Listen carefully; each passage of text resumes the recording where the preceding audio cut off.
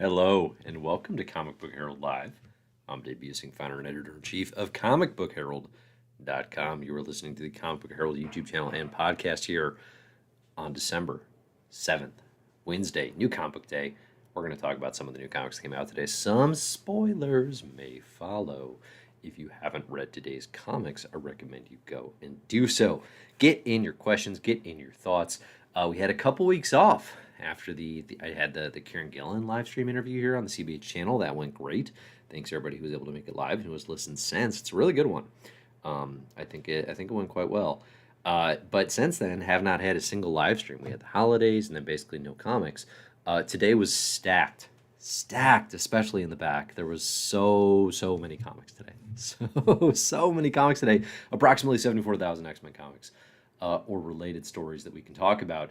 Get in your thoughts here in the comments. If you're here with us live, thanks for joining. I will answer as many questions as I can. As always, Super Chat is open and available. And thanks if you feel like contributing. I will prioritize those questions, of course. Okay, so I've grabbed a couple questions here from early in the comments. Otherwise, we're going to have to dive right in because, again, there's 8 billion comics to talk about today. We got a new issue, the two best comics. Right, the two best X-Men series, Immortal X-Men, X-Men Red, they're both coming out today. So we got a double dose of Gillen, Ewing, Immortal X-Men 9, and X-Men Red number 9. Then we also had new issues of X-Force, Marauders, New Mutants. And then Dark Web launches today, which is ostensibly like a Spider-Man event, but it's a Spider-Man X-Men Venom crossover with huge X-Men components, right? And classic Inferno vibes. So we have to talk about that a little bit. Got to talk about that a little bit as well. What's going on with Madeline Pryor? How's that going to involve the X-Men? What's that going to mean for Krakoa? And then, of course, just the Spider-Man side of things as well, all flowing out of the Zeb Wells run. So get in your thoughts, get in your questions. I will address as many as I can as I talk. But right now, we got to start with the questions. Now, again, spoilers will follow. Okay? Anticipate that, expect that. Go read the comics, come back and listen once you have. Let's start here with X-Men Red. Let's start with X-Men Red today, okay? X-Men Red number 9, written by Yao Ewing. We got, I think, Stefano Caselli back on art, even though I didn't write that down. This is follow-up to everything that happened in Judgment Day, to everything that's been going on with Abigail Brand's schemes, as she is revealed to be sort of the Grandmaster strategizing for unleashing Emperor Vulcan, unleashing Gabriel Summers, the third Summer brothers, in his most vicious, powerful Emperor Vulcan state, the one who thinks he is the rightful heir to the Shi'ar Empire and throne. She's unleashing that Vulcan in an effort to create galactic war, essentially, that puts her and her version of Sword and sort of the Soul System on top and in control of the galaxy. She's doing on a macro level what Beast has been doing on the micro level of Krakoan Earth. Abigail Brand is saying, basically, we have to do this terrible thing in order to protect as many people as possible. It's a very sort of utilitarian approach, but with clear, dark, sinister shades of just not really worrying about, the cost, of course, of all the plan there. But so that's going on. And we got Brand with this huge scheme. And then what X-Men Red number 9 does today is basically say, okay, who else is scheming? Who else has plans in this world? Because you need to have an anti-Brand. You need to have an anti-Abigail Brand. Someone kind of opposing her, because guess what? It's not Professor X. Professor X, as the leader of Krakoa, now having lost Magneto, right, who died in the events of Judgment Day, Professor X is the figurehead of the Krakoan nation, barely in control of the Quiet Council. I mean, he's just straight up not actually in control of the Quiet Council, even though he has presence there, and being manipulated pretty openly here by Abigail Brand, right? She is manipulating Professor X into thinking, oh, you could just resurrect Vulcan. We need more Omega levels since we lost Magneto. We need that power ability. Even though there were worries, there were concerns that clearly Vulcan was not in the right headspace. Professor X, of course, in his hubris, in his arrogance, basically tells us here, well, what if I would never mess with someone's mind. I would never. But but like if we think about it, given the circumstances, what if we added some calming techniques to Vulcan's mind? It says, I know this will work. I'm confident. Professor X is confident. Of course it goes badly. Of course it goes badly. So manipulated pretty easily by good old Abby Brand. Al Ewing dropped the mic in this issue so many times that there's just like he needs to buy a replacement mic. Absolutely needs to buy a replacement mic. There's no way that mic is going to work again. I'm sorry. Dropped it too many times to get any functional use out of that microphone again. We had a Vulcan reveal. We had a Sunspot reveal. We had a Storm reveal. Nobody writes a better like each one of those in and of themselves could have been the end of the comic, and you've been like, oh, what a great ending. I got to read next issue. There's 3 of them. There's 3 of them here. They all kill. Nobody writes a better page turn and splash page one-liners than Al Ewing right now. I think it's a technique that he perfected on Immortal Hulk. And here again, we see it just flexing. I mean, needlessly flexing. 3 separate times in X-Men Red. It was super cool. It was super cool. Well-paced issue, of course. Looked great. The reveals that were surprising. So, like, okay, we know Brand's playing everyone. We know part of her plan here is basically to cause Shi'ar civil war and unrest in the galaxy. She's going to unleash Emperor Vulcan. She has planned this for quite some time. Okay? So we know that part's coming. So it's no surprise that Vulcan comes out of his egg, that he's got tremendous powers, that he is just rearing to go, right? That he is hot at Omega level, and he's going straight to the Shi'ar to kill as many leaders as he can and take back his throne. He's there to kill Gladiator. He's there to kill Xandra, the sort of daughter of Professor X on the Shi'ar throne right now. And that part's not surprising, okay? The surprise, of course, is that at the end of Vulcan's seeming massacre of basically everyone in attendance, which includes Nova, which includes Gladiator, which includes his former romantic interest, Deathbird, it's all revealed to have been part of a trick. Essentially, they were using image inducers. At least some of them. Actually, maybe some people got it. I'm not 100% on that one. But Vulcan, the last thing he does is he appears to roast Empress Xandra, and it's revealed through the flames there's still a body there. I was like, oh, does Xandra have some protection here? Maybe she got some powers we haven't learned about before. No, it's just Bobby. It's just Sunspot saying, hey, BT Dubs, I'm planning to. I'm scheming as well. Great Sunspot reveal. I mean, you need an anti-Brand schemer, like I said, and that's how Al Ewing loves to use Roberto, longtime New Mutant, and now a major player in X-Men Red. This is something Ewing's been doing since way back in his run on New Avengers, about 6 years ago now.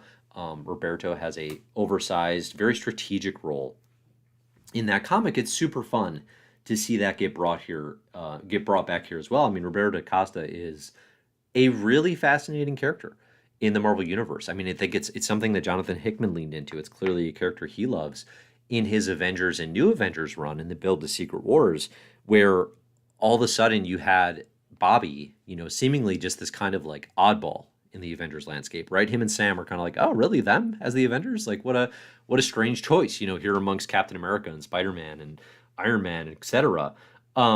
Except then you have Bobby go on to become like the third player, right? You have like 2 sides. You have the Avengers and then you have the Illuminati. But then you have Bobby as the super important third player after he buys AIM, actually, Advanced Idea Mechanics. So this is somebody who's had a really strategic, really important role, actually, in Marvel Universe shenanigans, basically by, for the past decade, effectively. And it's something that Ewing has been doing for the latter half of the decade and now, of course, continuing into the 2020s, really leaning into it. And it's great. It's great. We got a reveal earlier this year that Sunspot was secretly on the Midnight Council of Arakko, which is just like, what? How? How did that ever happen?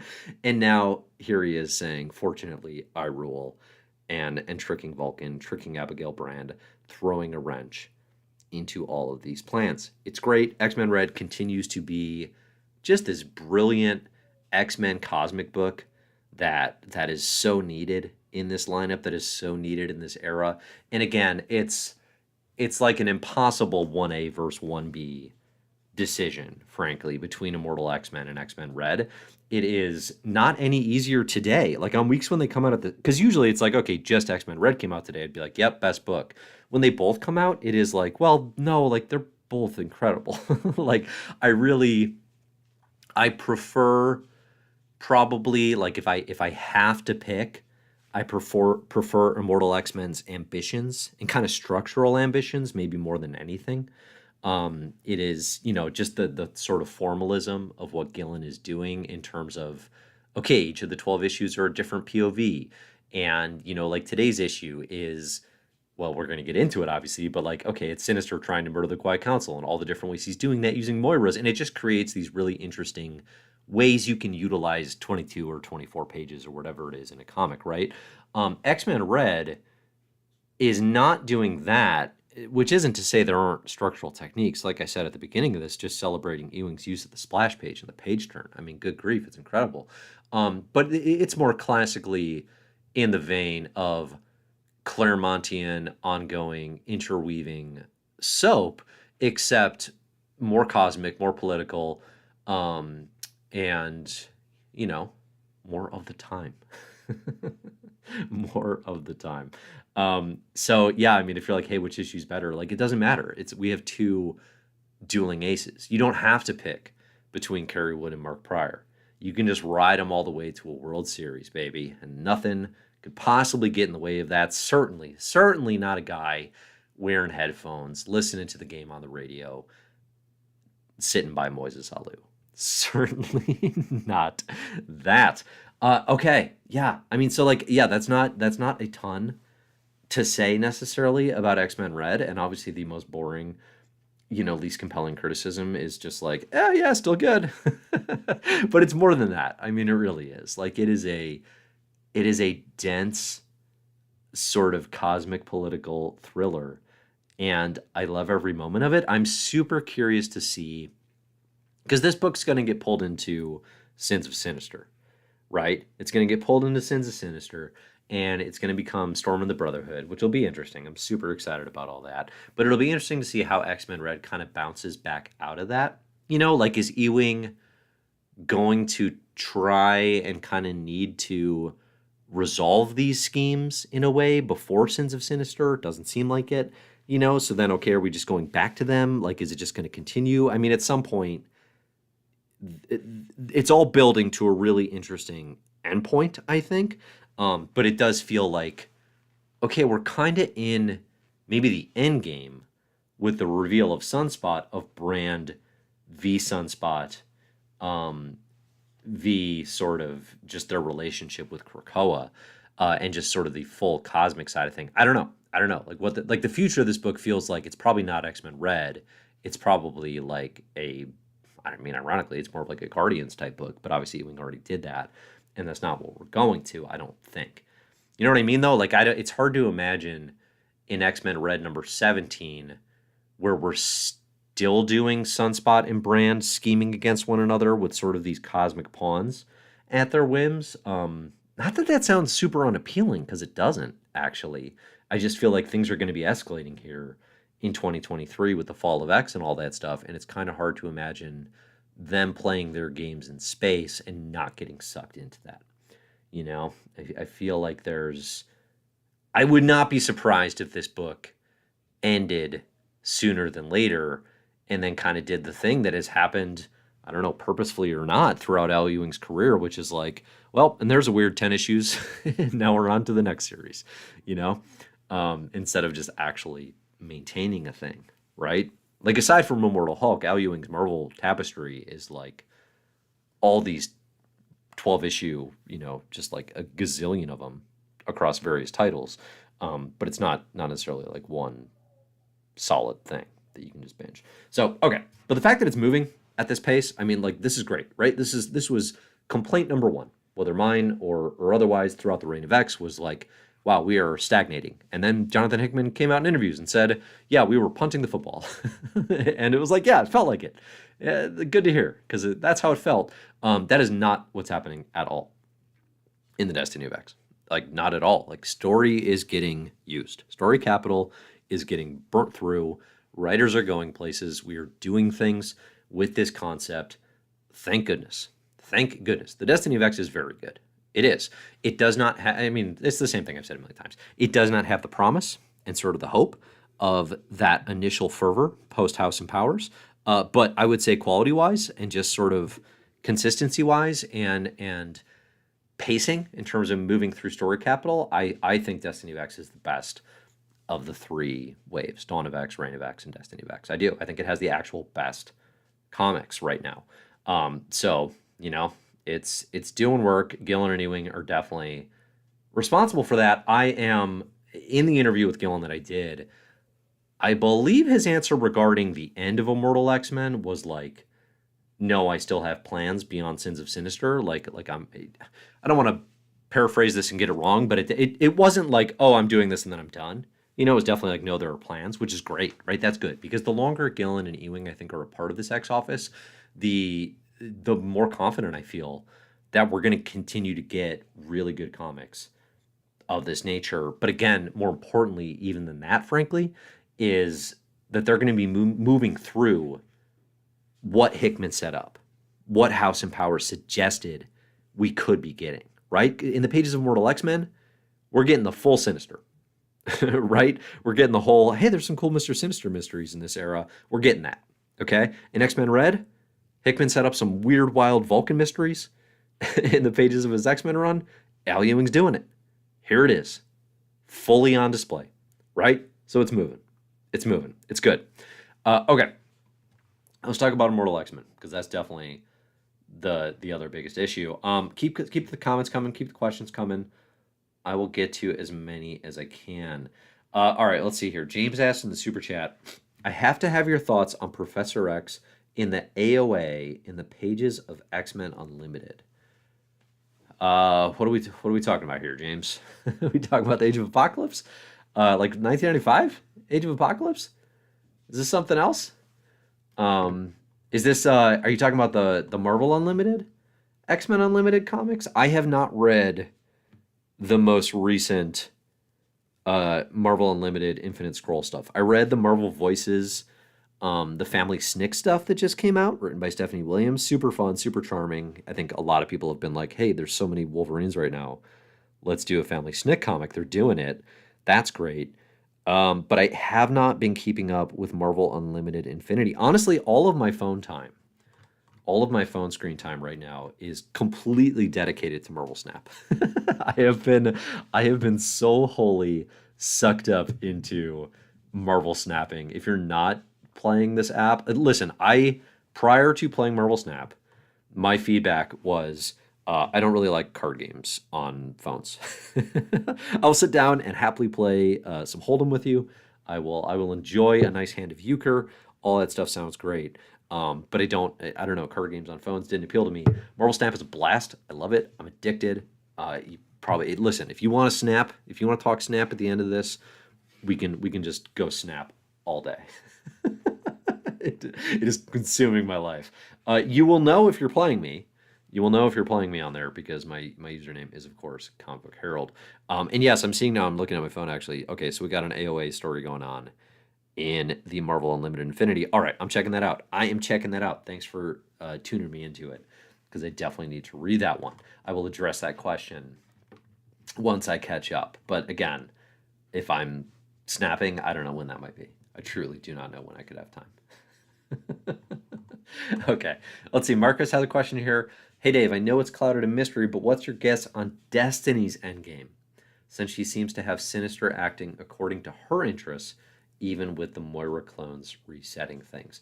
So that brings us here into Immortal X-Men, where Mr. Sinister, we knew from the teasers into this, if you watched my Road to Sins of Sinister video, I went through all of the teasers that were way back in Immortal X-Men #1. The setup for issue #9 was, hey, people in the Quiet Council are going to die. That was not a secret, right? We knew this was going to happen. The surprise, or I guess not even the surprise, but the enjoyment stems from watching it the situation just play out, right? And seeing Sinister, like, okay, he knows he wants to kill them, but it's really hard to do. And it's really flipping hard to do because Destiny knows what he's going to do before he comes in there and does it, right? And then he has to figure out, okay, well, then who can I take out first power-wise to take out all 12 of them? I'm just one guy, regardless of how many cool battle suits and cable-sized gun he brings to the table. So we get Mr. Sinister using a clone of Moira, which has 10 reset lives available, basically video gaming, literally 10 save points to try to win one of the 10 Sinister v the entire Quiet Council. In the first 9, he gets demolished, essentially, right? The first 9, he gets whooped, and then on level 10, basically, he comes in and he just goes ham. I mean, just everything he's got. He's bringing in the winged Cyclops eyeballs. He's bringing in Gambit genes. He's got Unum, the untouchable bullets. He's slicing and splicing mutant DNA, trying to take out the entire Quiet Council, takes out all the psychics first. It is great. It is so good. And I think one thing Gillen's doing really well here, there's quite a few, but one in particular is Mr. Sinister has all of these schemes, and he has all of these weapons, right? He's got Moira's. He can just live it again and try it again, but he still has limitations, and he's still struggling. Mr. Sinister is not that in control, right? Like, listen, we're going to go to Sins of Sinister, okay? And he's going to get everything he wants, and he's going to win, quote unquote, but Sinister's win, it's going to be short-lived, and it's going to be fraught, and it's going to be flawed. Who is ultimately pulling the strings? Who is ultimately benefiting from these types of things? I think in particular, it's going to be Destiny, right? So to your question here, I think Destiny is definitely pulling Mr. Sinister's strings. She knows, because Destiny's thing, she keeps repeating throughout these issues, is like, all right, Sinister, work with us. Like we this will go better for all of us if we're on the same side. Except here's the thing, Destiny's not dumb, right? Destiny's incredibly savvy, incredibly smart. She knows in no world will Nathaniel Essex go for that. He's not a team player. That's the whole point, right? That's what they're trying to do. That's the Faustian bargain Professor X and Magneto are attempting here with Krakoa against Moira's better wishes, bringing Mr. Sinister into the game in the first place. Bringing him in the first place by saying, like, okay, we'll give you a chance, be a team player. Everyone knows he's not. It's only a matter of time before he does what he does today in this issue, which is go full supervillain to kill the entire Quiet Council and enact his own schemes, right? Everyone knows this. Destiny has to know this as well. Her powers are still functional, regardless of the limitations she may be facing. So she knows Sinister's not going to work with them. Well, then why does she keep suggesting it? Why does she keep recommending it? She knows it's not going to happen. She's consistently needling him, I think, is what's happening. She's playing Sinister, right? When she walks away in Immortal X-Men number 9 today, after Sinister, kind of bears his soul in a way, or whatever's left of it, by saying, I was really bummed the Celestial didn't judge me in Judgment Day. Like, it really upset him. Destiny needles him as she's walking away by saying, oh, maybe he judged Dr. Stasis instead. Dr. Stasis is, as revealed in the Duggan X-Men run, a clone of Mr. Sinister, right? What I'm assuming this is what is Stasis? The Sinister of clubs, right? We know there's a deck of cards based, suits of Sinisters now. We've seen the Diamond, of course, is the famous one. Cyclops reveals Dr. Stasis is the Sinister of clubs, or one of the other ones. But now there's this other clone out there. It really upsets Mr. Sinister, right? Because there's a gazillion clones of Sinister. This narcissist loves having an infinite array of clones, but is also extremely bothered by the idea that there might be a better, more important clone that he doesn't have knowledge of, right? That he actually isn't in control of. That's Destiny just poking the needle, right? Just poking the bear, and knowing that in doing that, it's probably going to drive him to do something, to take action and do something crazy and against his better judgment. So, like, it's hard to know exactly how much Destiny knows at this point. I mean, it's a little confusing because in the Destiny issue in Immortal X-Men number 3, She's like, okay, I've cracked that Sinister is plotting something, and I think he can reset the timelines again. And she's like, all right, well, I have to just keep him from doing that so I can remember this. Well, that hasn't happened, right? Sinister's reset the timeline a lot. He does it 10 times in this issue, you know? So there's some mystery right now. There's some shroud of doubt in terms of like, well, is she just coming to this epiphany every timeline? You know, right? Does the same sort of, because the events occur in a similar manner, does she come to the same epiphany every timeline, or does she not know in some of them? But my read on it is the answer is probably yes there. I think we assume Destiny knows the same things we saw her learn in Immortal X-Men #3, and then I think what that builds to is Destiny's more or less in control of Sinister, or at least egging him on and pulling his strings and trying to move Sinister in directions that will ultimately benefit whatever her goals are. Because her goals are mysterious as well, right? Like Sinister's goals actually aren't that mysterious, right? It was sort of just the means by which he would attempt to achieve them.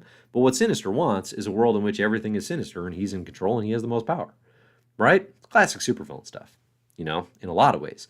Destiny is a little more complex, you know, definitely more nuanced.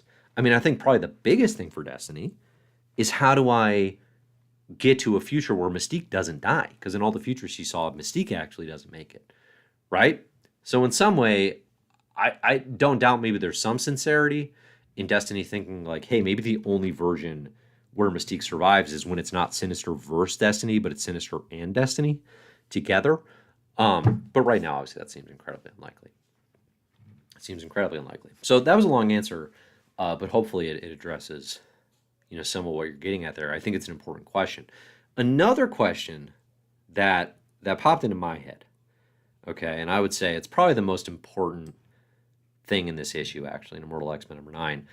So we got Sinister's murder plot of the Quiet Council, right? He's rating the prioritization and the order of operations on all the different Quiet Council members. Notice who's not there. Notice who's not there. It's members 13 and 14 of the Quiet Council, Doug and Krakoa.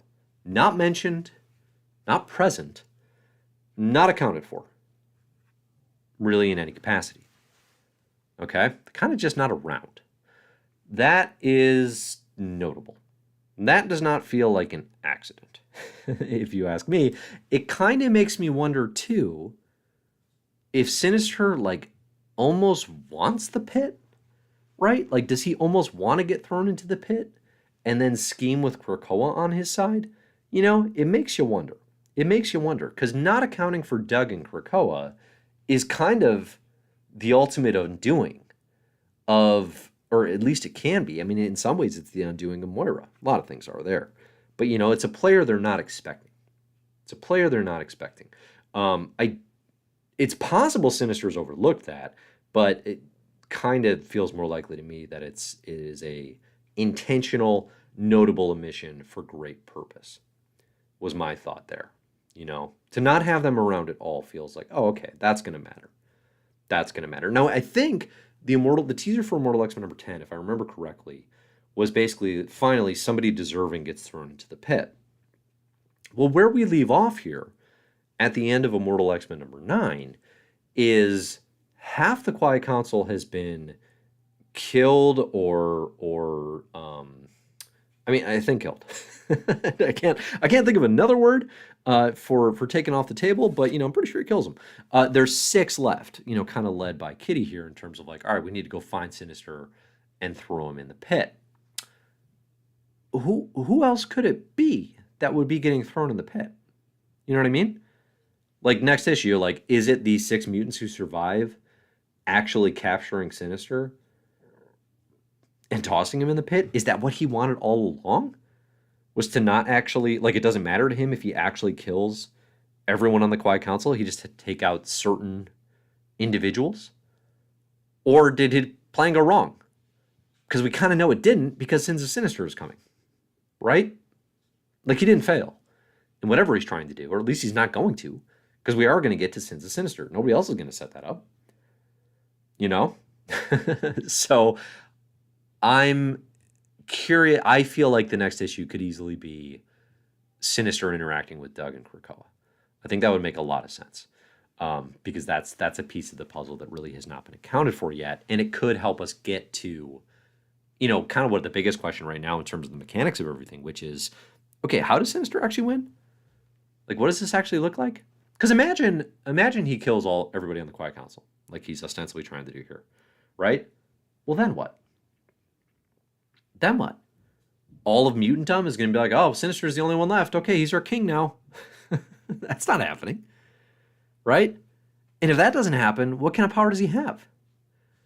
He'll have taken over Krakoa, but an empty kingdom? So yes, there has to be more to it. There has to be more of a spin. I'm sure we'll see it next issue.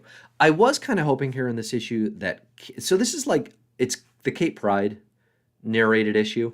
Each character gets a POV issue, each member of the Quiet Council. I was hoping Kate might kind of have more of a role, frankly. I liked her narration. I think that, it wasn't like it was off character, but it was more like, because it was her issue, and it was simultaneously this Sinister tries to murder everyone experiment, I was hoping Kate might be able to crack the case. Like somehow her difficulties with resurrection or something might have allowed her to maintain some memory of what Sinister was doing, because she keeps repeating the line, like, this is weird, something's up, right? Why would Sinister be doing these things? But she never actually seems to be accumulating data because the timeline keeps getting reset, which like makes sense in terms of how they were doing it. I was just hoping because it was her issue that Kate might actually have sort of a secret crack to this. Like I'm here for the Sinister of it all. I mean, ultimately that's what this story is, and that's what I most wanted from Gillen. It's happening, right? So I'm super here for that. But because it's the Kate issue, I was kind of like, well, is there more we could do here with Kate? Doesn't seem to be the case. Doesn't seem to be the case here. But you know what? That's fine. That's fine. So we got big things coming. Both Immortal X-Men and X-Men Red continue to kill it. They do not disappoint, really, ever. There's no reason to doubt them at this point in time. And any week you're going to get both those comics on the same week. It's a good week of X-Men comics. It's going to be a good week of X-Men comics. All right, get in your questions, get in your thoughts, all that good stuff before we move on here. Maybe we'll talk, let's see, maybe we'll talk a little, we'll do X-Force next. I was going to say Dark Web. We'll probably do X-Force, then Dark Web, then maybe a little Captain Marvel. I don't have a heck of a lot to say on Marauders or New Mutants. I think both those books continue to do what they have done and do it. If you've been enjoying it, you're going to continue enjoying it. A lot of great queer representation in the pages of New Mutants, which is super exciting to see. It's a story that, has not been for me, but I'm excited to see the X Office continuing to move in that direction. Marauders is, Marauders and Legion of X are the two where I'm like, okay, like in a certain light, I could get really into these books, but as it stands, as I've been doing it on the week-by-week grind, they're not connecting for me. Books that might do way better on a reread, as I think basically everything does, frankly. But like a difference between I don't like this versus, oh no, this is actually pretty good. That's where I'm at with Marauders. All right, so get your questions, get your thoughts. BRB.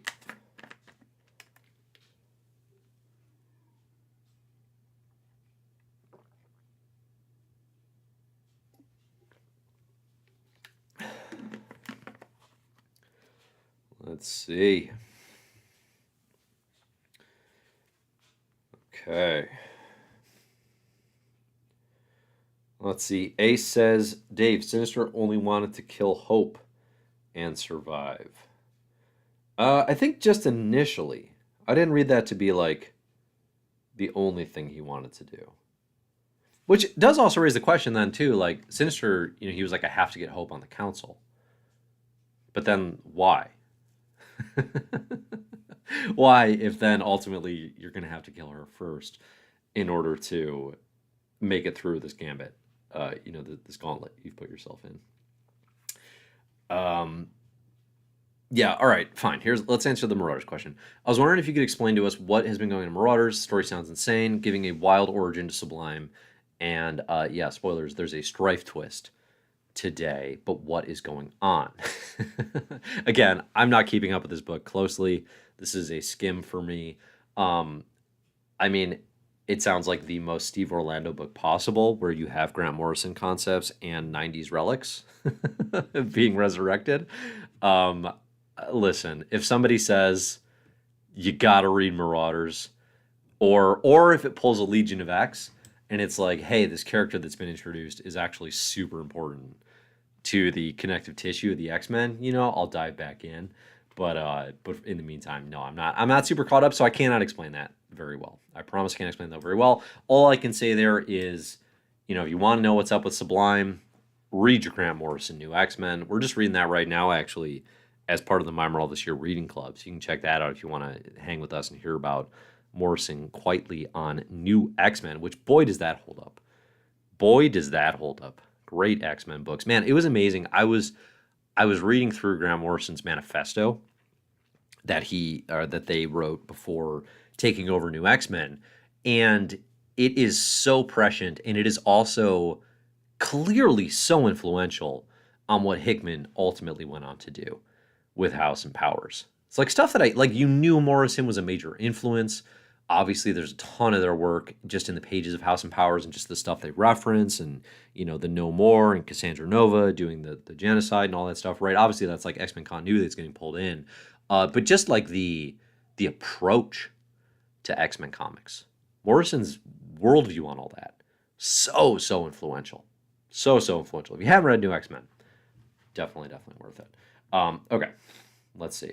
I see here from James, I was devastated to have the Dark Beast theory ruled out. Okay, let's talk about that. So technically in Immortal X-Men today, it's revealed that Mr. Sinister also has Dark Beast imprisoned, or at least a clone of him, because again, Sinister.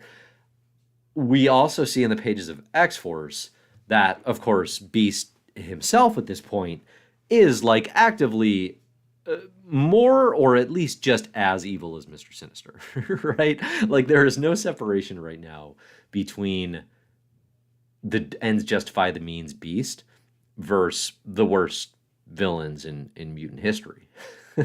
like just it gets worse and worse and worse all the time, with, of course, very, very real and not understated, ham-fisted, I suppose, sort of political realities, right? And modern parallels. But yeah, like, the Beast that we're seeing in the pages of these comics is the worst force on Krakoa. The worst mutant force on Krakoa, in the name of, his mutant CIA and sort of the vision for that. It turns out the suggestion here, at least, is that's just Beast. That's not Dark Beast. Okay? Dark Beast is in a sinister vat. He's just mad. He's yelling about stuff. Okay? That's the real Beast, which is what I've been saying. I mean, I think a Dark Beast cop-out, seemed incredibly unlikely. This is the trajectory Beast has been on this decade. One of the first things I talked about in Cracking Krakoa. This is the trajectory Beast has been on, and it's just going to escalate and escalate and escalate to the point that he has an off-books prison between Earth and Mars. Because of course. Because of course he does. Okay.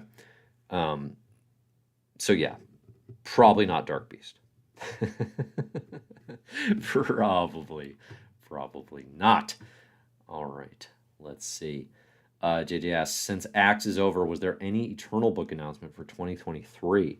No, I haven't seen anything. The Eternals are in some kind of limbo.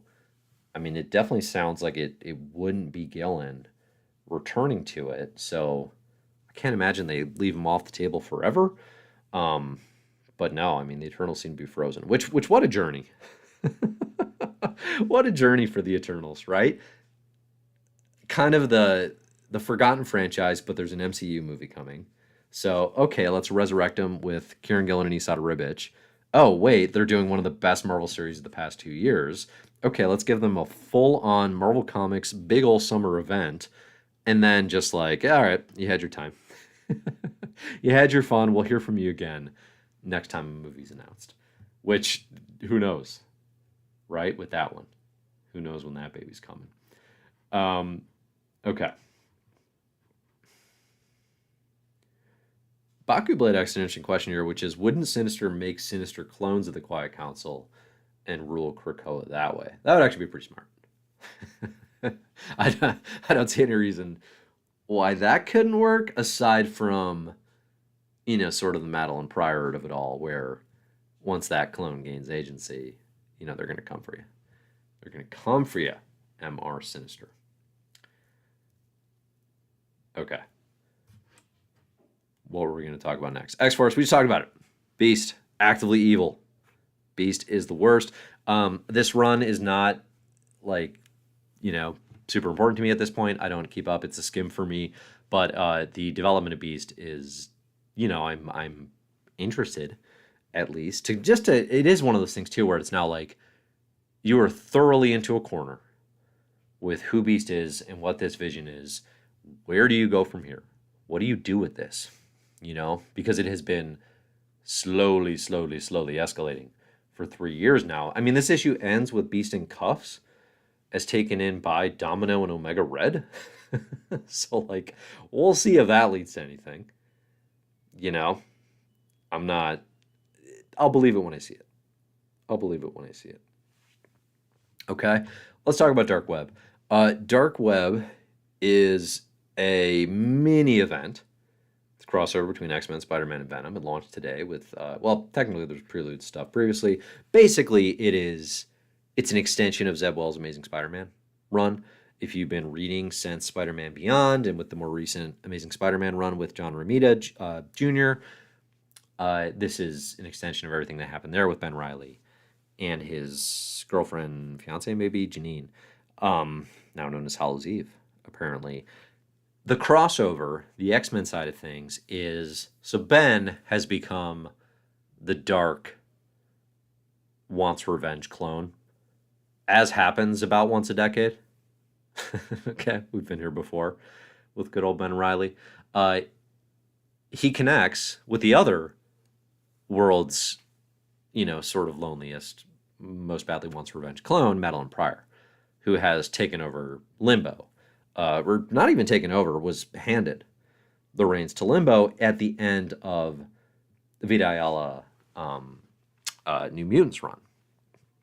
Right? So, Magic, Ileana, she trusted Madeline Pryor by the end of that run, well enough to say, okay, you can take Limbo now. I don't want it anymore. Like, she also wanted to get rid of it. She wanted to remove it. But, gave it to Maddie. And it seemed like, okay, Maddie's like turning a leaf. This is an interesting development. Krakoa, it's the era of new possibilities and of trying new things. And the problem with Dark Web is it is acknowledging that happened. It is at least giving voice to it. But it is also doing the same things that Maddie has always done, to the point that Dark Web #1, I mean, it is a straight up Inferno nostalgia fest. We've got carriages coming alive and being this sort of cartoonish Looney Tunes violence with giant shark-like teeth. If you haven't read 1989's Inferno, it's kind of the capstone in a lot of ways of the Chris Claremont era of X-Men. It's really good. It's a good event of that era. It is also, like, apparently Zeb Wells is, like, it's all he thinks about, at least in comics. His New Mutants run, which is quite good, heavily Inferno-driven.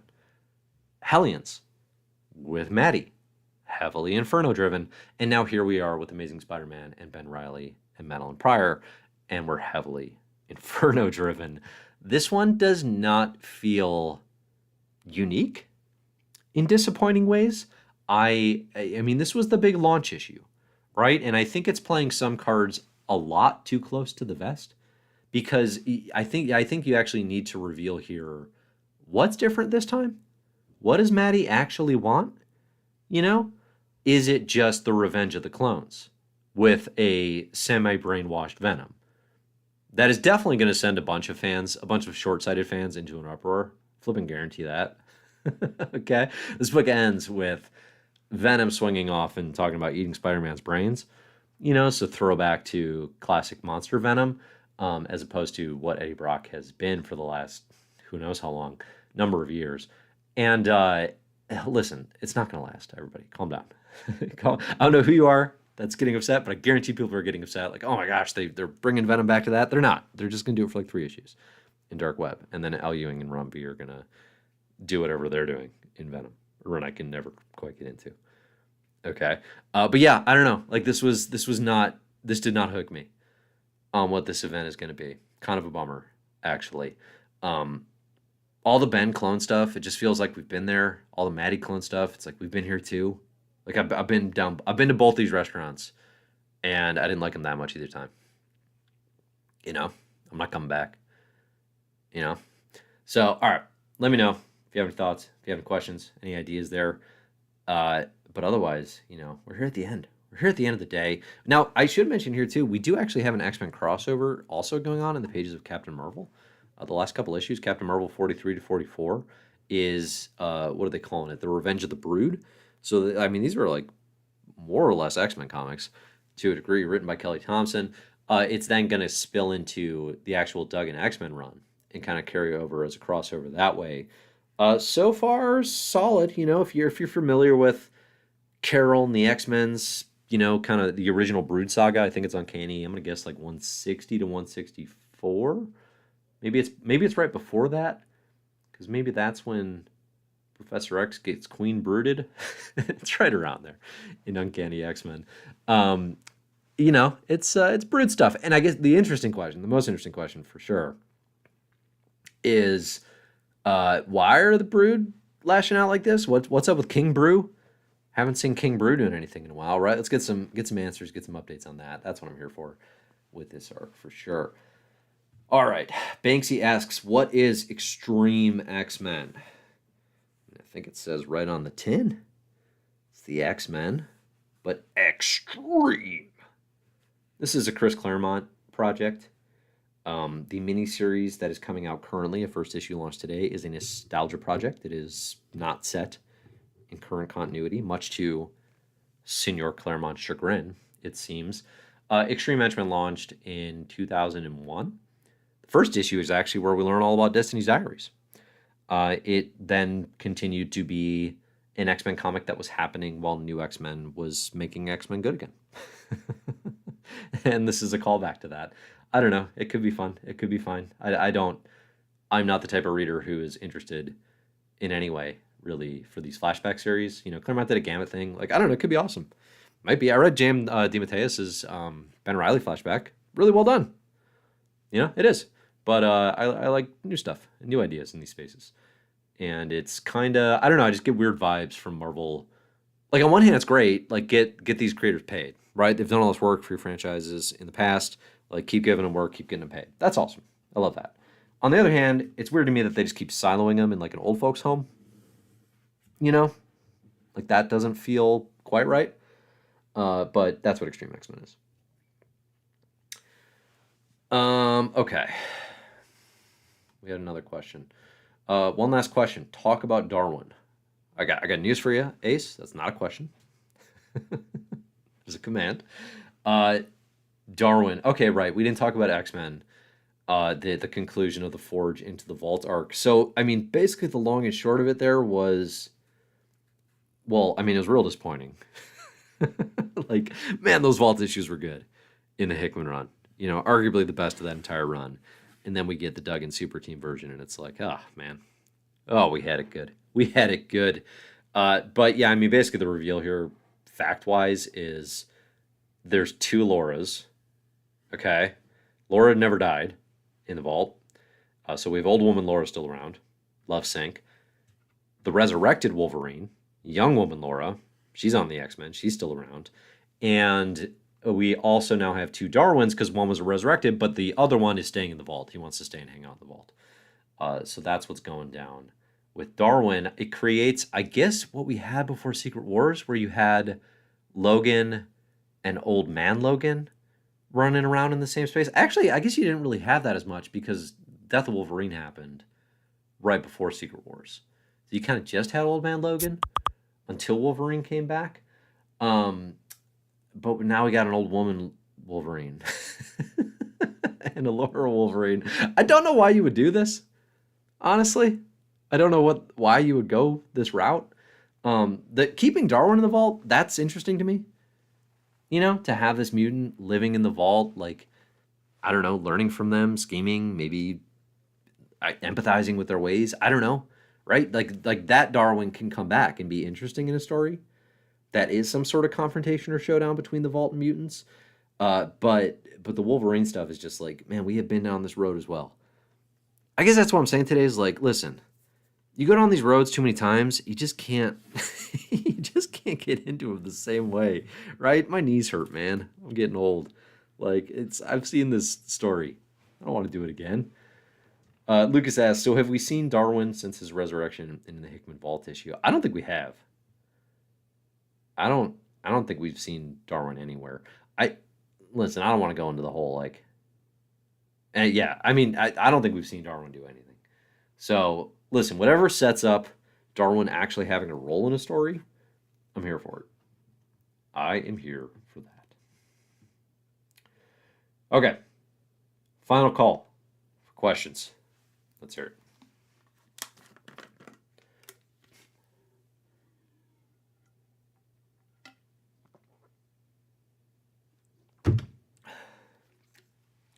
JD asks, in Immortal X-Men, what did you think about the Moiras slowly losing power after each new batch? Do you think this is a way to bring back the classic version?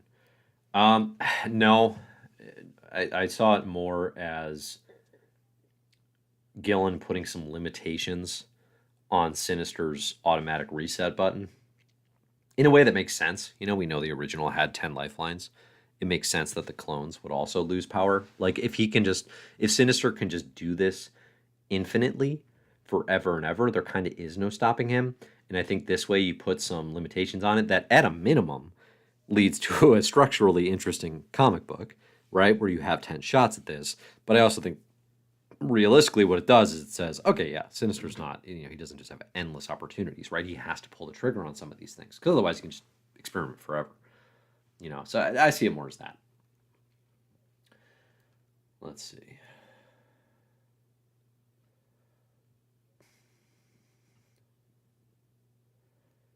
I'm seeing some people try to defend Dark Web.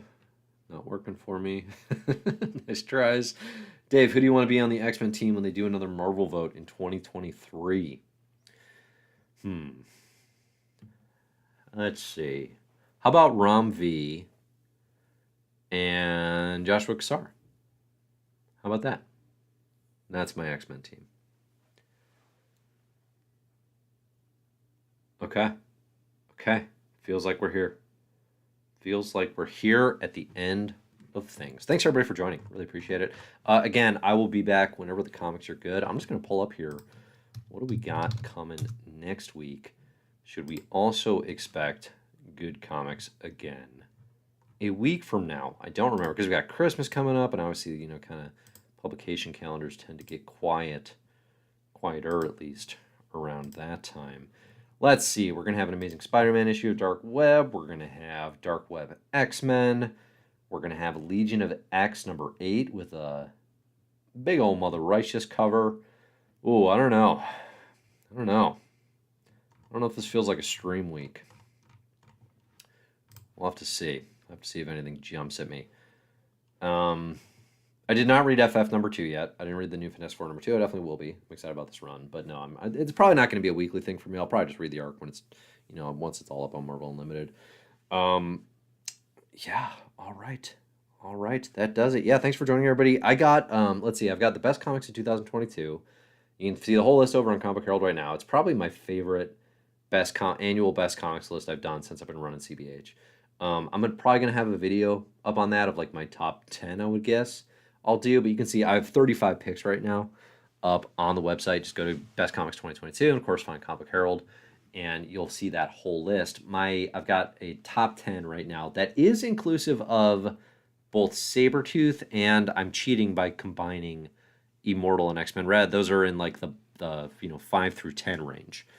Okay. I think my number one DC book I think is Catwoman Lonely City. But then everything else is, more indie, creator-owned type stuff. It's Lonely at the Center of the Earth by Zoe Thorogood is my number one favorite comic and graphic novel of the year. Flippin' incredible graphic novel. Highly recommended. You can read that one for free on Hoopla if you got that. Check out Hoopla if you haven't before. I'm currently doing a bunch of Best of 2022 stuff. I'm also binging Monster. I've got 2 volumes left, 2 perfect editions left of the Urasawa's Monster. So I'm really excited to wrap that up. I'm the contemporary 2022 graphic novel I'm reading right now is this biography of Putin. It's Putin's, what is it? Putin, Rise of a Dictator by Daryl Cunningham. Man, what a wild ride. What a wild ride. I had scary dreams last night after reading that one. That'll shake you up a bit. Crazy stuff. Crazy stuff. Okay, do a power bomb. That's on the list. It is on the list. I actually need to read that one. I had a CBH writer add that one to the list. It's a Daniel Warren Johnson project. I love some good Daniel Warren Johnson. Murder Falcon. One of my top 100 comics of all time, I think. But yeah, I got to catch up on Do a Power Bomb. That one sounds really fun. I've got Ice Cream Man in my top 3. As always, love Ice Cream Man. It's probably my favorite ongoing comic year after year after year. And hey, anything about Lonely at the Center of the Earth. Just finished and was floored. Yeah, Lucas. Yes, you were. Man, what a graphic novel. I mean, truly, the kind of comic that made me, halfway through, just sit up and be like, oh man, this is why I love comics. This is why I love reading this medium. And I was doing that thing too, where all right, it's the end of the year. I'm trying to catch up on some books. I'm reading a bunch of them, and it's just kind of okay, yeah, all right. We're all doing the same thing. Nope. Zoe Thorogood's nope. Here's something new. Here's something new and fresh. And it's just so many ideas. Structurally, it's fascinating. Just the skill on display. Oh, check it out. It's Only at the Center of the Earth. Ducks by Kate Beaton. I did read that one as well. It's really good. Somebody else is going to include that on our list. It's not. I'm not going to list it because somebody else was writing about it. But yeah, I don't know. It wouldn't be one of my top books, but yeah, it's clearly a really, really well done graphic novel. All right. Get in your favorites. Let me know what you're loving this year. Otherwise, I will talk to you next time. The comics are good. Thanks for listening. Enjoy the comics.